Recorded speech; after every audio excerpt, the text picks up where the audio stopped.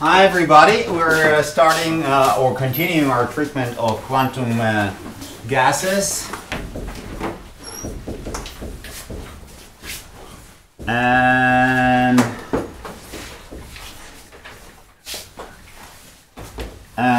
grand canonical representation. Representation. Anyhow, we knew that the grand canonical partition function is a sum over all states, right? It's a sum over all states where we have e to the power minus beta, ei minus mu and I, where the couple ei and ni, they define the state. Now, we started the treatment of the following system where we have epsilon 3, epsilon 2, and epsilon 1. And these were the energies of the system. We were treating fermions.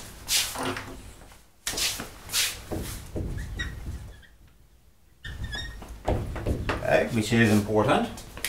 And what we have managed to observe is that the grand canonical function was z1 squared multiplied by z2 squared multiplied by z3 squared, which is now the z1 and z2 and z3 are not the partition functions of particle number 1, particle number 2, particle number 3. z1 corresponds to state epsilon 1. z2 corresponds to state epsilon 2, and z3 corresponds to state epsilon 3. And all the states, so now we're treating, instead of saying, well, we have independent particles, using this grand canonical representation, we're saying we have independent states. Right? And for those independent states, z1 was e to the power minus beta epsilon, right? Epsilon 1 minus mu plus 1. z2 was e to the power minus beta epsilon 2 minus mu plus 1. And z3 was epsilon minus beta epsilon 3 minus mu plus 1. Okay? So this is what we measured, we managed to prove, where the 2's over here came from the degeneracy. Meaning, we can have electrons, our fermions, with spin plus 1/2 or minus 1/2. The energy is independent of the value of the spin. But the Pauli exclusion principle doesn't work on two particles which differ by the spin number. Okay? So we basically can put two particles at the same level which will differ from each other by the value of their spin. So this is how this degeneracy comes. Or basically, if you want to think about it in the following sense, we're saying we have independent states.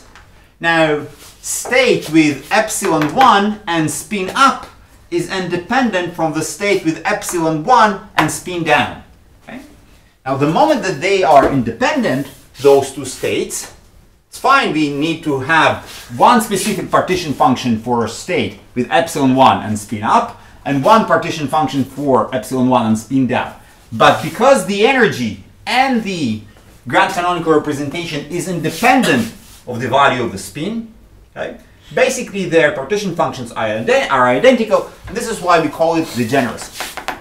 Yes? Could you give an example for two states that are not independent? What do you mean? Well, if I apply magnetic, some magnetic force, right? Magnetic field, they are they are going to be, the spin is going to affect the energy, and so it will affect also the partition function, and the degeneracy will be broken. Still, I have two states with independence. The independence in this fashion is always going to be, right? Because it's not that they are independent, it's the mathematical way of how we write it down. This is what is an independent. Okay, so the particles are not independent, Okay. but the representation by using the partition functions of the states, it is as if they are, everything is independent over here. Can I write a system that the states are dependent? So if you modify the Pauli exclusion principle and you invent Os-Arias particles, you will. Okay. Okay. So for Pauli exclusion principle and fermions, you cannot. It's going always to be like that. And if you remember, it came down from the representation of how you have written the energy. We have written the energy epsilon as n1 epsilon 1, right? Plus n2 epsilon 2 plus n3 epsilon 3, and n it's going to be n1 plus n2 plus n3. The moment that you have this representation, and it's always true, okay, and n1 can be only 0 or 1, and n2 can only be 0 or 2, 0 and 1, and n3 can be only 0 and 1, it will always display itself as if all the states are independent. Okay? Great. So this is where we stand. Now, if we look on it, we can say, well, the only thing that matters are the partition functions, okay, for each state. So if I explore the partition function of each state, I can understand the total behavior, the whole behavior of the whole system. Now, what specifically I can obtain from looking on the partition function of each state? For example, I can calculate the probability, the occupation probability.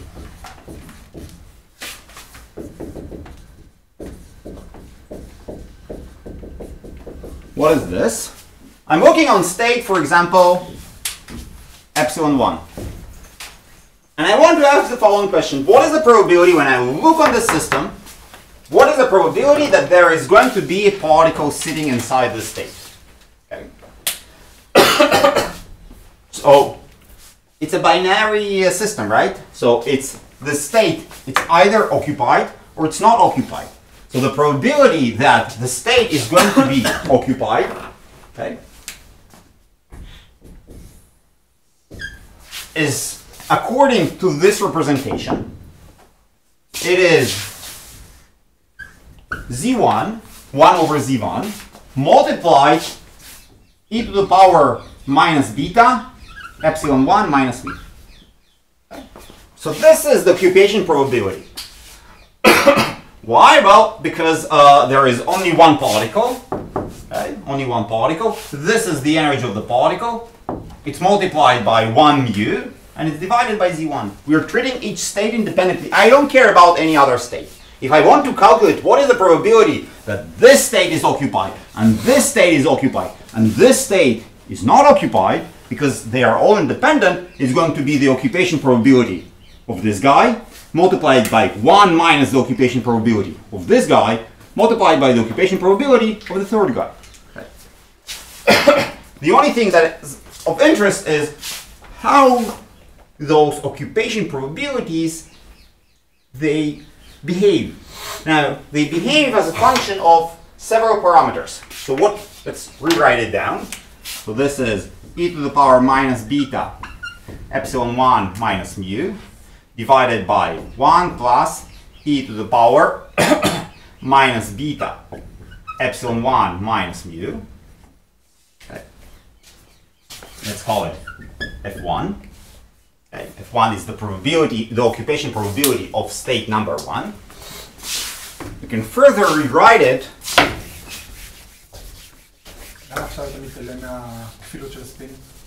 So it is only the probability when I'm treating the spin up system. If it's going to be, as you say, if I don't care about the spin, how the occupation probability is going to be modified? No. Times 2. They are independent, right? So it is the probability that epsilon, the state with epsilon 1 and spin up is occupied, plus the probability that the state epsilon 1 with the spin down is okay. Okay.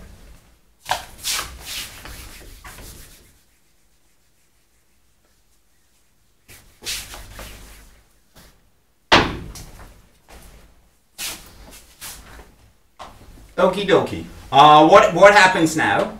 So what happens now is, let's move this exponent to the denominator, and we have that f1 equals to 1 over e to the power beta epsilon 1 minus mu plus 1.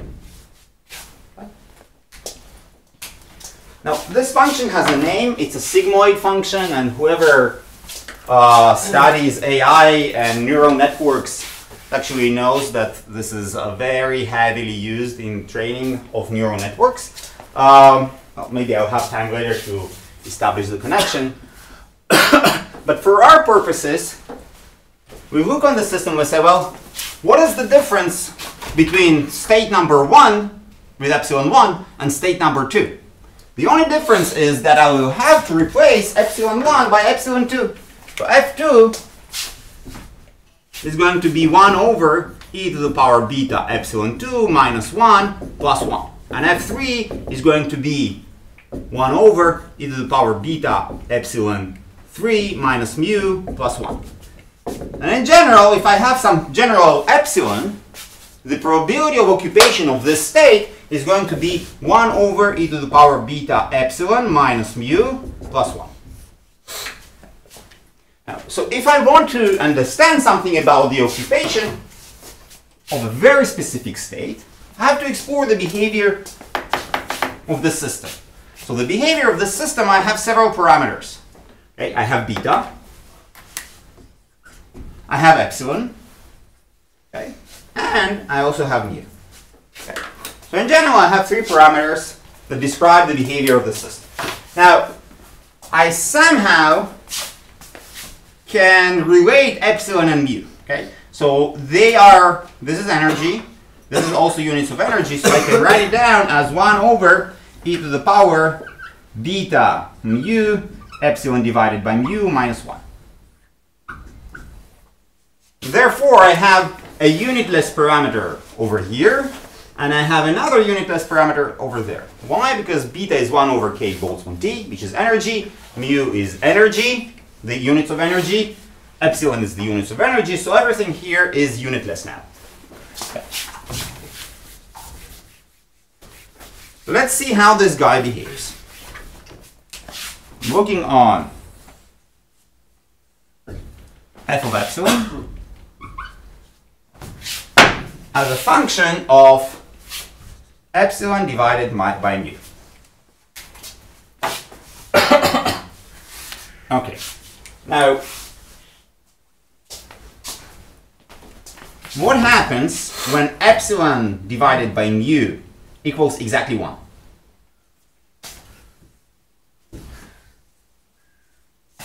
So when I plug here 1, I have e to the power beta mu multiplied by 1 minus 1 is 0. So it is e to the power 0, which is 1, plus 1. So independently of the values of beta, okay, independently of the values of beta, I'm going to have 1/2 over here.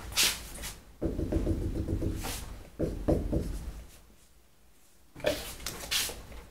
Now, remember, beta is 1 over k Boltzmann T. Okay.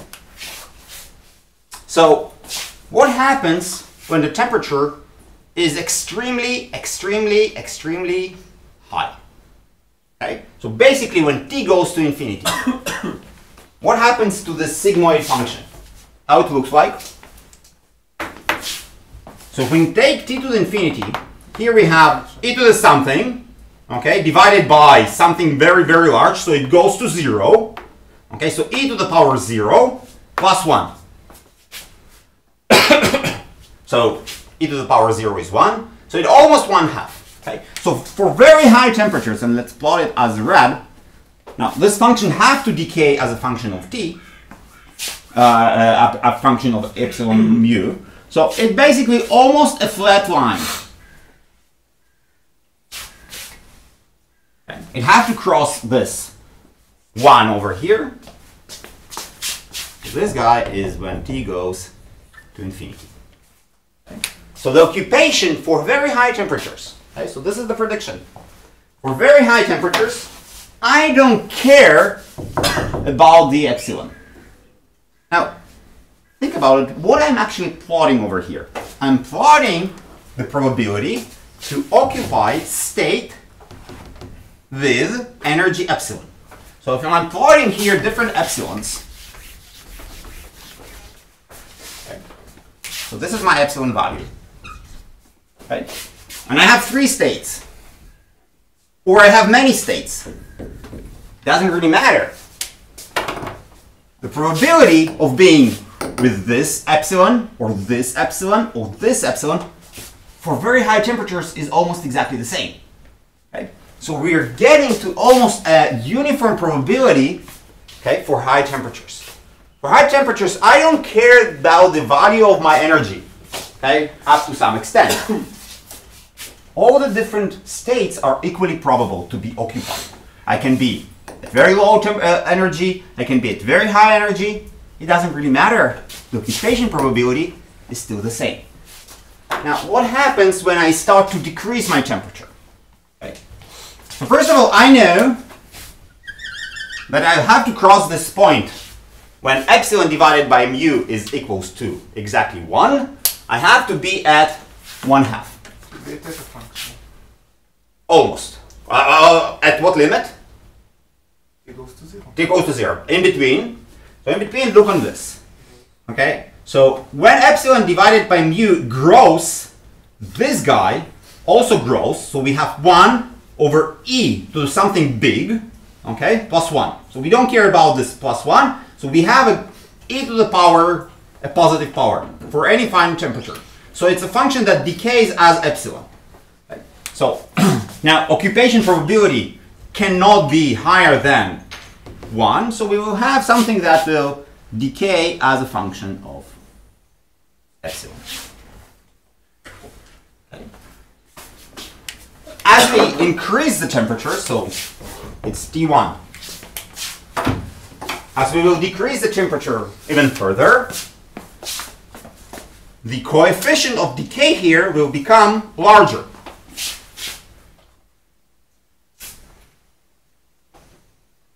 So this is T2. Finally, for t goes to 0, what happens when t goes to 0? The only thing that you care whether this guy is positive or negative, right? So let's think of the following. We have e to the power x mu, epsilon divided by mu minus 1, divided by k Boltzmann t. T goes to 0, t goes to 0. So when t goes to 0, this number is either very large but positive, or very large but negative. So the moment it's very, very large but positive, we have huge number over here. 1 over huge number is basically 0. Okay, so in any case, when epsilon divided by mu minus 1 is larger than 0, so in this region, in the limit when t is going to 0, it's simply 0. In the limit, okay, in the limit when t goes to 0, but when epsilon divided by mu minus 1 is negative, we have e to the some very large but negative number. So basically all of this is 0, and 1 divided by 0 plus 1 is simply 1. So we have really got it. And you have to cross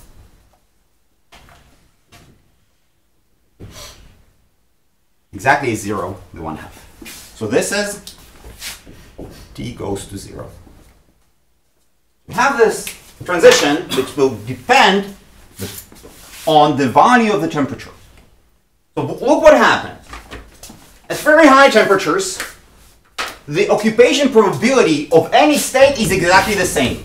So if we're thinking about the particles won't prefer to sit over here, or to sit at this energy, or to sit over that energy. It doesn't matter. The temperature is extremely high. Think about it in the perspective of kinetic energy. Temperature is the kinetic energy of the system. So when the kinetic energy of the system is extremely high, I don't care about the potential energy at all. Okay? That's what happens for large temperatures. As I'm going and decreasing my temperatures further and further, the higher energy is less probable to be occupied than the lower energies. Okay? This is what happens in this purple and in this blue plot. Lower temperatures, higher probabilities for lower energies. So we basically having this transition that the particles are preferring to sit in lower and lower energies. We know this from thermodynamics, right? And it only shows that it's actually true. What happens at extremely low temperatures? So I cannot set exactly T equals to 0, but I can say, well, what will happen at T goes to 0? So what will happen is that all the energies up to a specific mu, okay, are going to be occupied. Okay. So I'm going to have particle over here, a particle over there, another particle, another particle, another particle, till I reach some specific level mu, okay, till I reach some specific level mu, and I won't have any particles above this level. So I have this very sharp transition. Yes, particles, yeah, for any epsilon smaller than mu, I will have particles. All the levels are going to be occupied. And for any level where the energies are higher than mu, are going to be not occupied, unoccupied. So usually I call this epsilon equals to mu. We call it epsilon Fermi. Fermi level. So what Fermi level describes? Fermi level describes the energy level up to which, at very low temperatures, all the states are going to be occupied, and above this level, no states are going to be occupied at all. And there is a very sharp transition between those two. So if I'm thinking about fermions in an energetic representation at low temperatures, the picture that I want you to remember, so this is fermions, the picture that I want you to remember is that they are all sitting one on top of each other. Meaning if I have a specific spectrum of energies, okay, for low temperatures, all the lowest energies are energetic levels are going to be occupied, and there's going to be very sharp transition, almost no particles outside of this level. What will happen for temperatures that are not exactly T equals to 0? But what will happen, you see, is that the majority of the transitions, or the majority of the states that are going to be sometimes occupied and sometimes are not occupied, they are all concentrated around this one, right? So if you see, if I'm going to energies that are much smaller than the Fermi level, the probability of occupation is going to be 1. If I'm going to energies which are much higher than the Fermi level, okay, the occupation probability is going to be 0. So basically, I have a region over here of the order of K Boltzmann T, okay, of the order of K Boltzmann T, where some of the states are occupied and some of the states are unoccupied. For very low energies, all the states are always occupied. It's not interesting. For all the energies which are too big or too large, okay, all the states are always not occupied, and some sort of a dynamics transitions from one state to another. It always happens in specific region around this Fermi level. This is why this concept is very important. So it's not only, well, yes, the Fermi level is defined as the level around which, at very low temperatures, At very low temperatures, we observe a sharp transition between occupied states and unoccupied states. But it's also important quantity for non-zero temperatures. Why? Because it's only on the vicinity of this specific value we see some transition from 1 to 0. You go too far to the left, you have the behavior of the function is very, very, very damn. It's like 1 all the time, and that's it. Not interesting. You go too far to the right, the behavior of the occupation probability is always 0. You want something interesting, some transitions, you have to work in the vicinity of this Fermi level. Okay? Great.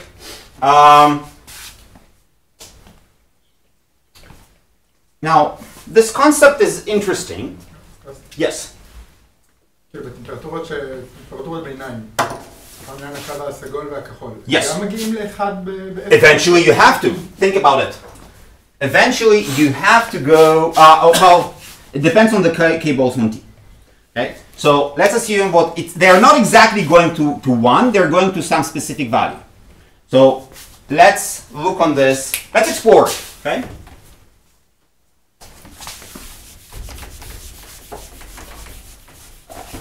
לא הולכים לאחד, אז כאילו, זה לא שרחוק It depends on the, let's look on this. Okay, so the occupation probability is 1 over e to the power mu divided by k Boltzmann t epsilon divided by mu minus 1 plus 1. Okay? So we have epsilon divided by mu goes to 0. Okay? This is the region that you want to explore. Okay. So what we have over here. Stas? Yes? Can't we have epsilon divided by mu going to negative infinity? Oh, very well. So we will answer this question. We will answer this question. Mu have to be positive. Yeah, but epsilon can be negative. That's the definition of the system. You can have it. You can have it. It depends on what is your lowest energy, and usually our assumption that we'll take our lowest energy to be above 0. But you can. Okay, so let's explore the point where epsilon divided by mu goes to 0. Okay, so what happens to this guy? So we have 1 over e to the power mu divided by k Boltzmann t. Here we have epsilon divided by mu is 0, so we have minus. We have plus 1 over here. Okay, so it's all going to depend on what is the value of this guy. So you're right. It's not 0. So if e to the power e mu divided by k Boltzmann t, it's not going to 0. This guy is not 1. If you see, the only thing that matters is k Boltzmann t. How large or how small this k Boltzmann t is. Right? So this is why k Boltzmann t, it dictates the scale of where you're working. So if k Boltzmann t is, or 1 over k Boltzmann t is large enough, or basically if mu divided by k Boltzmann t is larger than 1, okay, so we have e to the some big number minus, so it's almost 0, so it's almost getting to 1. So the only thing that matters is how large k Boltzmann t with respect to your chemical potential. Okay? No.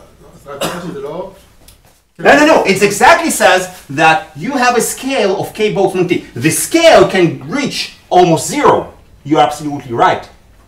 But it's the k Boltzmann t that dictates the scale. Okay? I agree with you that it can also these low energies can be not occupied. I completely agree with you, and this is exactly what happens for very large temperatures. Okay? You see, it's almost 1/2. It's not 1. You're absolutely right about that. But from this perspective, you see, the only thing that matters is how large your k Boltzmann t is. So if it's very large, yeah, you don't care about anything. But let's assume that you're working at low temperature regime. Okay, so k Boltzmann t is not extremely large; it's small. It will dictate a specific scale in the energetic spectrum. Okay? So this is why, if you look about reactions and you about conduction properties, etc., it always, well, we are working. What is temperature? What is the K Boltzmann speed? Why? Because any time that you're working with fermions, we will describe it later, maybe not today, the only thing that matters is how far away or how large this region around the Fermi level. If this region is very large, or is this region is very narrow, that's what dictates different properties, like conductance and etc. etc. Yeah, conduction and it's outside equilibrium. So how can it describe it? Think about the following process. If I'm sitting in a system where all the states are occupied, they're always occupied, and I apply force, okay, where the force is going to affect the particles or the states that are constantly occupied, or the states that are sometimes occupied and sometimes not occupied. First option. Second. Why? They are always occupied. Nothing happens over here. Okay. Here, there is room. So if one state is occupied, the other one is unoccupied, you can move the particle from one state to another. Okay? So it's always a competition. So when you apply a force, you say, well, the particles are not interacting. So the only thing that matters is the force. I push those particles and they will somehow reply to the force, react to the force. But it's not true for fermions. For fermions, there is something which is stronger than any force that you can imagine. There is a Pauli exclusion principle. So when you try to affect a fermion and you want to push it from one state to another, if the other state is occupied, it's not going to do anything. Nothing will happen. So all the states which are constantly occupied, and then you apply a force, you cannot move one particle from one state to another state simply because of the Pauli exclusion principle. The only option that you have where you have particles sitting in states and states without any particles is in this region. This is why it's important. That's it. So it's because of the strength of the Pauli exclusion principle. That's it. Okay? This is what defines different conduction properties and etc. But you're right, it's out of equilibrium question, so we'll let it be. Yes?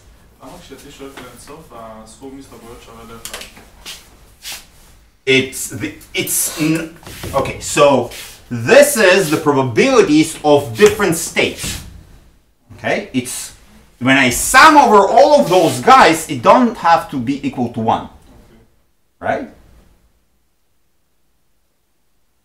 So it's, listen, so it's for each state, the probability to be occupied plus the probability of not to be occupied have to be equal to 1.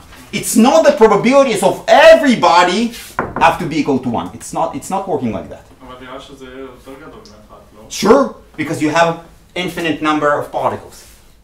Remember, we decided that the number of particles is not constant. The moment that the number of particles is not constant, you can have how many particles that you like.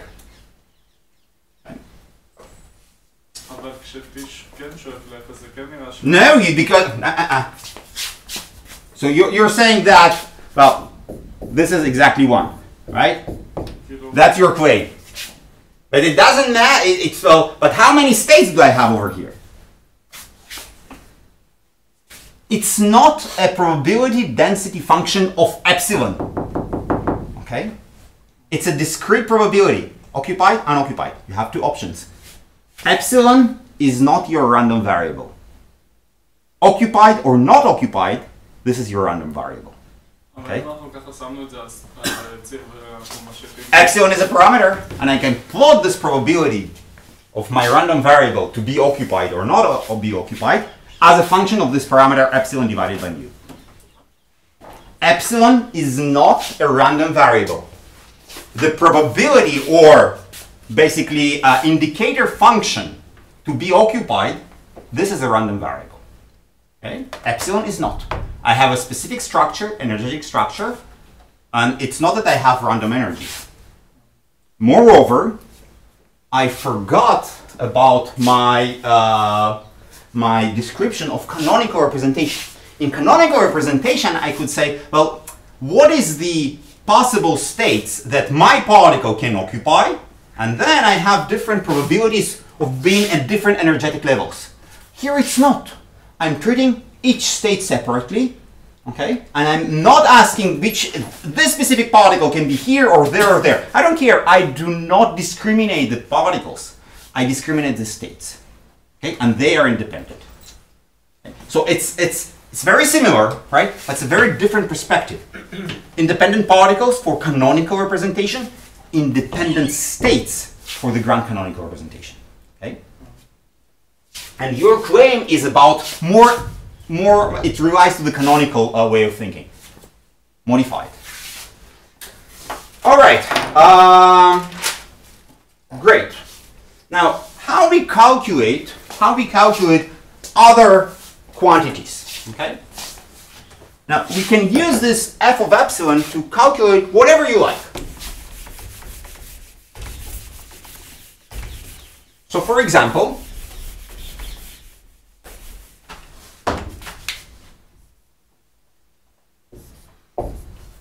n is the average number of particles that I have inside my system.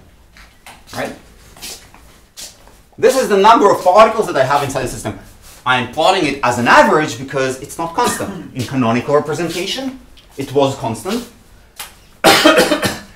But in this representation is not. In grand canonical representation is not. So what is the average number of particles? So I have two ways of plotting it. Okay. So first of all, I can say I have the thermodynamic way. Thermodynamic way. What is thermodynamic way? Tell me what is your thermodynamical potential, and my grand canonical thermodynamical potential is U minus Ts minus mu n. Right? So with any grand canonical system that is described by grand canonical partition function, there is an associated grand canonical potential, and we proved it that this is the guy. Okay?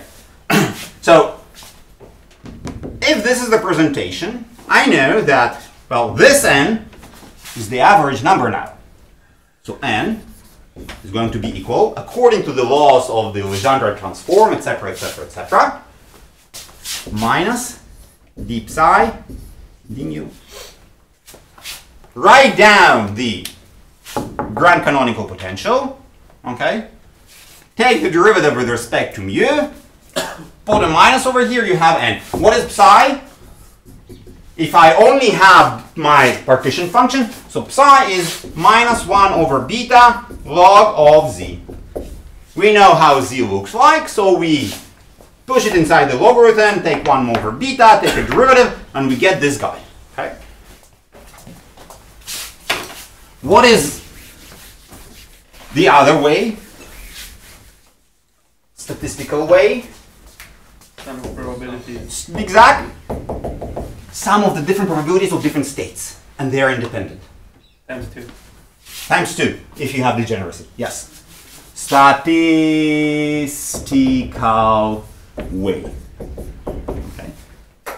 So statistical way is average n. It is, well, a sum over, it's an average over n I. I over here, let's write it with j, and j, number of particles at level j. Okay. And we will put 2 over here. Why 2? Because of the degeneracy. Because we can have two states with spin up and states with spin down. Okay? So this is the degeneracy over here. It confuses you, this 2 over here? No? You're fine? Great. Now, the basic rule of probability is that the average of a sum is the sum of the averages. Okay? So it is 2 sum over j average Nj. What is Nj average? Fj. Fj multiplied by 1 plus 1 minus Fj multiplied by 0. So it is just Fj. What is Fj? Is this occupation probability. Is this occupation probability over here. Okay? This is why it's so important. Okay. So basically what we have N is 2. A sum j goes, for our example, from 1 to 3. 1 over e to the power mu divided by beta epsilon j minus 1 plus 1. That's it. You don't need to go and calculate everything and remember those transformations. I rarely remember them. But I do remember that always the statistical representation will lead me to exactly the same answer. If I want to calculate something else, if I want to calculate the energy,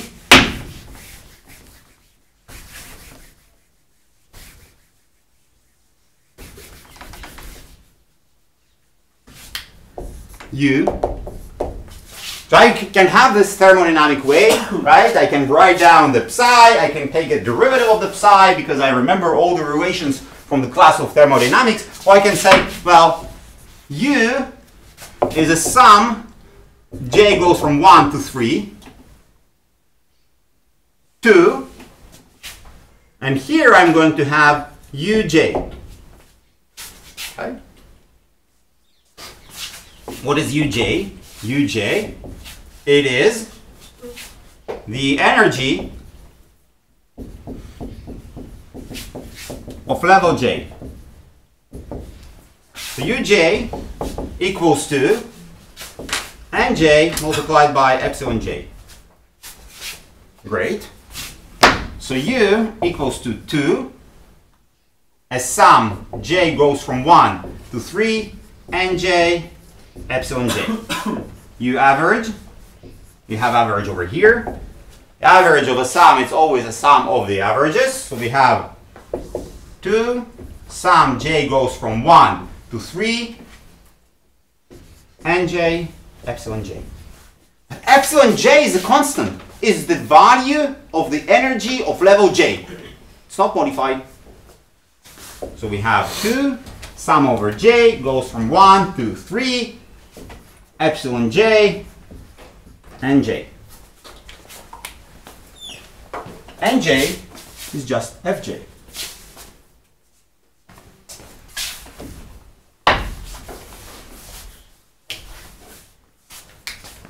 So we have 2, sum, j goes from 1 to 3, epsilon j divided by e to the power mu divided by beta, epsilon divided by mu minus 1 plus 1.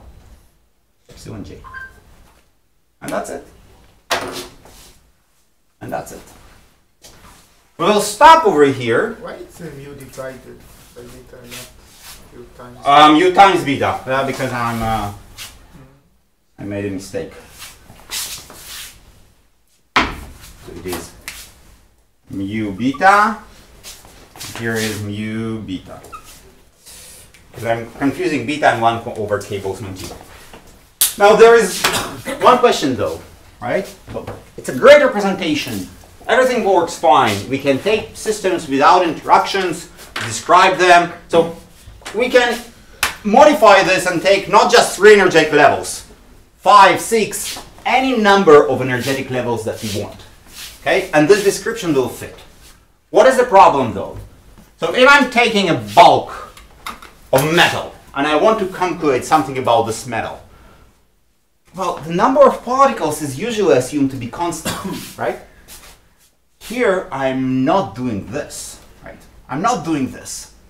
So how I come from a system where I have an assumption that the number of particles can be anything, and I can only have average number of particles to a more physical description when I say, well, practically there is a constant number of particles. Okay?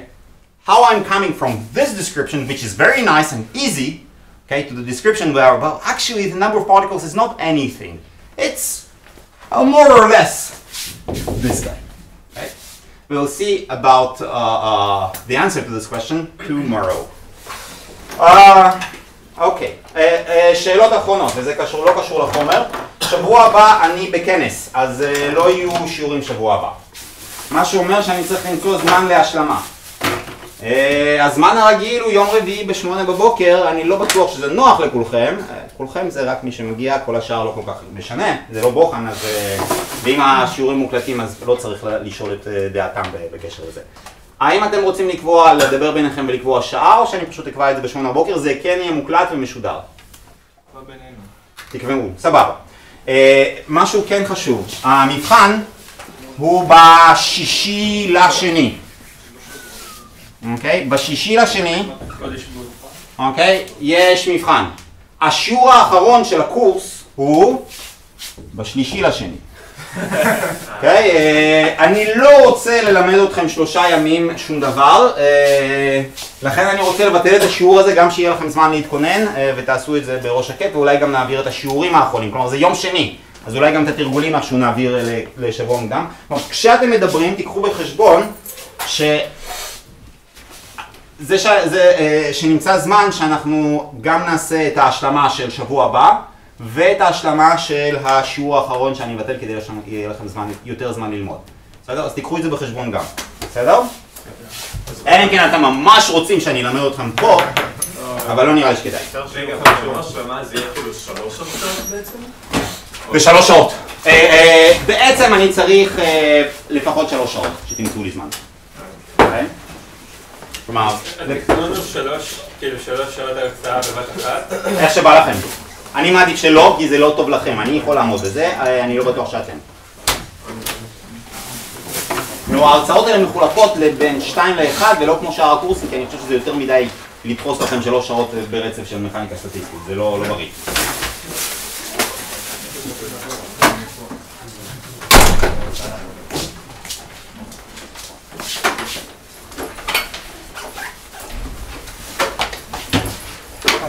כן. אוקיי. הממוצע של מספר החלקיקים שיש ב-level העברית בורחת ברמה אנרגטית J, אוקיי? הוא או 0 או 1. נכון? כי זה פרמיונים, נכון? אז מה זה ממוצע? ההסתברות שהיא הרמה מאוכלסת, ואז יש חלקיק אחד, ועוד ההסתברות שהיא לא מאוכלסת כפול כמה חלקיקים שאומרים, אז זה 0.